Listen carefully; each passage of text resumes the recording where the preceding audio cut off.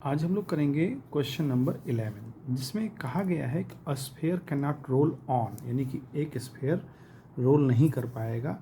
तो नीचे दिए गए कंडीशंस में हमको ये पता करना है। तो सबसे पहले देखिए, हमें दे रखा है स्मूथ हॉरिजॉन्टल सरफेस। अब देखिए स्मूथ हॉरिजॉन्टल सरफेस है, यानी कि कोई भी फ्रिक्शन काम नहीं कर रहा है। तो याद रखें दो इक्वेशंस, एक होती है हमारी a is equal to r alpha, जहाँ a लीनियर एक्सीलरेशन है, अल्फ़ा एंगुलर एक्सीलरेशन है, और दूसरी इक्वेशन होती है v equal to r omega.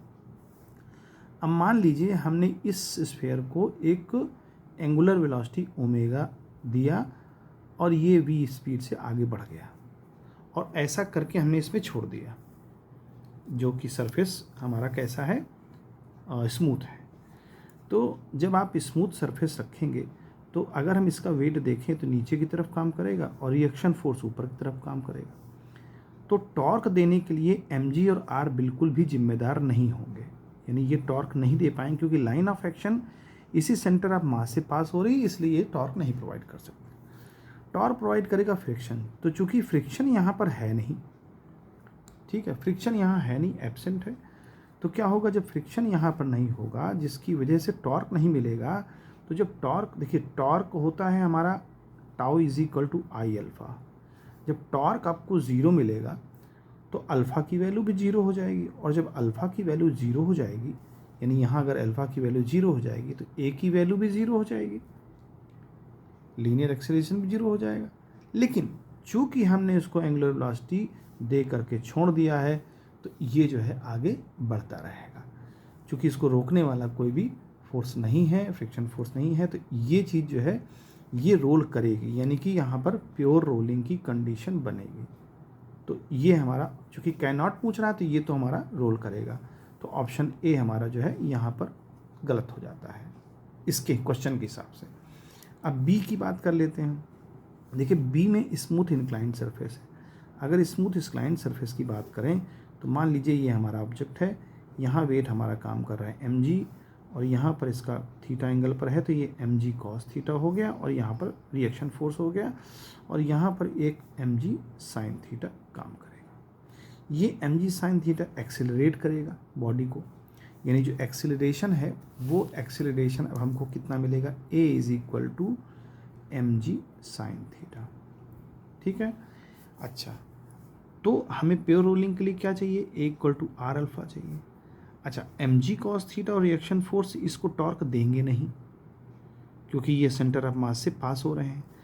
Centre of mass से पास हो रहे हैं तो टॉर्क दे सकता था केवल और केवल फ्रिक्शन फोर्स, जो फ्रिक्शन फोर्स यहाँ है नहीं। तो फ्रिक्शन फोर्स जब नहीं है तो टॉर्क मिलने का भी संभावना नहीं है। तो जब टॉर्क नहीं मिलेगा, यानी टॉर्क जीरो मिलेगा, तो अल्फ़ा भी जीरो हो जाएगा। ये इक्वेशन सेटिस्फाई हो रही है, लेकिन ये भी होना ज़रूरी है। तो चूंकि यहाँ पर a की वैल्यू mg sin थीटा है, a की वैल्यू फिर से लिख लेते हैं एक को, a की वैल्यू mg sin थीटा मिल रही है, और अल्फ़ा हमको यहाँ पर जीरो मिल रहा है, क्योंकि देखिए ना टॉर्क जीरो है तो अल्फ़ा जीरो। तो जब a की वैल्यू हमको ये मिल रही है और अल्फ़ा जीरो है, आर जीरो हो नहीं सकता। इसका मतलब लेफ़्ट और राइट दोनों इक्वेशन आपस में इक्वल नहीं है। इसका मतलब ये इक्वेशन सेटिस्फाई नहीं हो रही है, क्योंकि वहाँ a मिल रहा है और अल्फ़ा जीरो है। तो जब ये इक्वेशन सेटिस्फाई नहीं है तो यहाँ पर प्योर रोलिंग का केस नहीं होगा। तो कैसा केस होगा, तो ये जो है कैन नॉट रोल। तो ये ऑप्शन हमारा सही है। अब बात कर लेते हैं सी वाले की। तो रफ हॉरिजॉन्टल सरफेस, तो देखिए अगर कोई सरफेस रफ है तो जाहिर सी बात है उसको फ्रिक्शन फोर्स मिलेगा, और जो फ्रिक्शन फोर्स मिलेगा तो उसको टॉर्क भी मिल जाएगा। जब टॉर्क मिल जाएगा तो अल्फ़ा, भाई टॉर्क जब मिलेगा तो अल्फ़ा की भी कुछ वैल्यू होगी, और चूंकि इसको एंगुलर वेलोसिटी ओमेगा दे करके छोड़ दिया है तो ये जो है अपना आगे बढ़ता रहेगा। तो यहाँ पर प्योर रोलिंग की दोनों conditions a equal to r alpha satisfy हो जाएगी, क्योंकि हमको नेट फोर्स मिल रहा है टॉर्क के जरिए, तो अल्फ़ा मिल जाएगा, ठीक है। तो उसको एक्सेलरेट करने के लिए स्फेयर को आगे चलने के लिए अल्फ़ा की वैल्यू में मिल जाएगी, जिससे एक्सेलरेशन पॉसिबल हो सकता है। लेकिन यहाँ पर प्योर रोलिंग केस बनेगा, प्योर रोलिंग का। तो इसका मतलब ये अकॉर्डिंग टू क्वेश्चन ये हमारा सी ऑप्शन नहीं सही है। क्यों, क्योंकि इसको कैन नॉट चाहिए और हम इसको प्योर रोलिंग दे रहे हैं।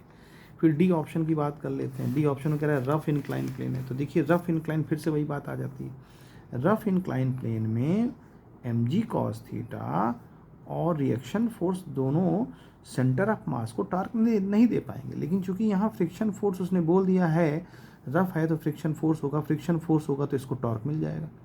जब इसको टॉर्क मिल जाएगा तो ये प्योर रोलिंग पॉसिबिलिटीज़ है। तो जब प्योर रोलिंग की पॉसिबिलिटी है, इसका मतलब जाहिर सी बात है कि a equal to r alpha भी इक्वेशन सेटिस्फाई कर जाएगा और tau equal to v equal to r omega, क्योंकि हम इसको वेलोसिटी दे करके यानी ओमेगा वेलोसिटी दे करके छोड़ रहे हैं। तो वी तो है ही है हमारे पास क्योंकि ओमेगा है, लेकिन ए आर अल्फा भी है, इक्वल टू आर अल्फा भी है, इसलिए यहाँ पर भी प्योर रोलिंग का केस बन जाएगा। लेकिन उसके हिसाब से हमारा डी ऑप्शन गलत है।